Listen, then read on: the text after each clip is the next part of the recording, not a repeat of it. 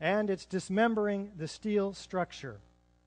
In fact, the leading edge of these mushroom clouds are full of perimeter columns, aluminum cladding, and other steel. Let's take a look at the South Tower in terms of dismemberment. See what's going on here.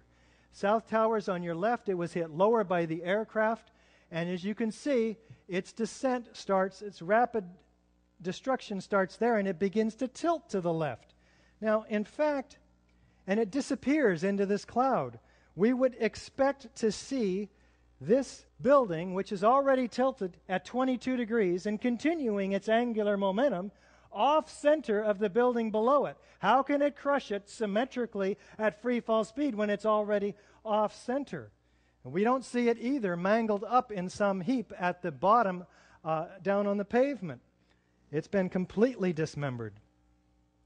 Let's take a look from below, though, because I'm not quite convinced. We have asymmetrical damage, and yet there's this symmetrical destruction occurring underneath the cloud all the way around the building like the firemen saw, even though this top mass has already fallen over. Free fall speed. Doesn't make sense to me. Steel frame structure was completely dismembered. There are no large chunks of building, only those shards that we saw of the perimeter structure. Does it look like a gravitational collapse to you?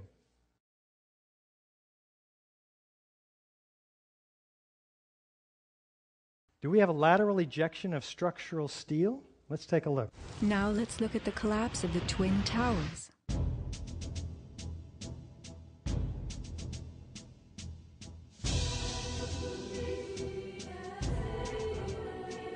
We are seeing explosions rather than implosions, a first in demolition history. A sequenced rumble becomes a roar as debris is thrown outward. The damage is not contained. Windows are blown from neighborhood buildings. What kind of energy enabled this? Would fire hurl metal and concrete sideways into the air?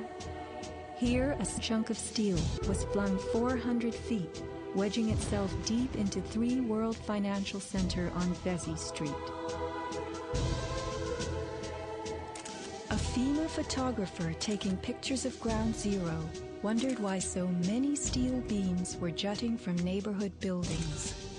What shot pieces of the towers all the way across the street?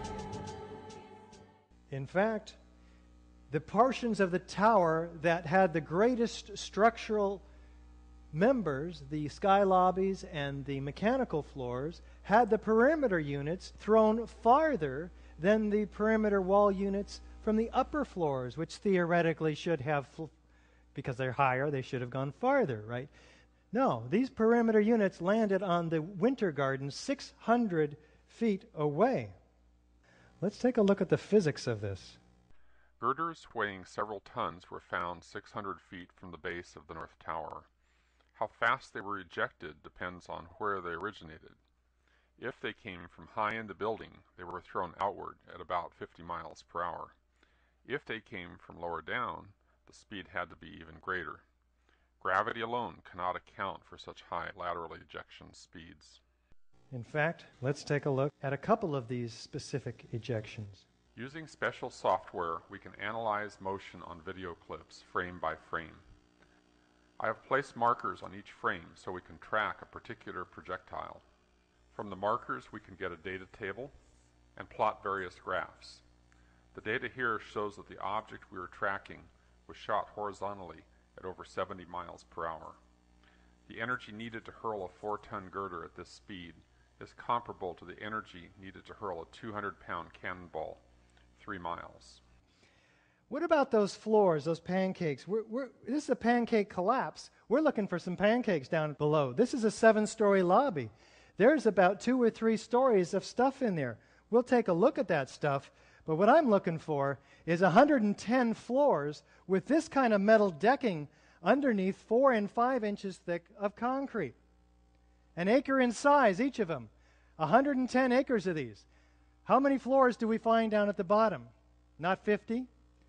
Not 10, not even 1. We don't even find metal decking down there, or concrete.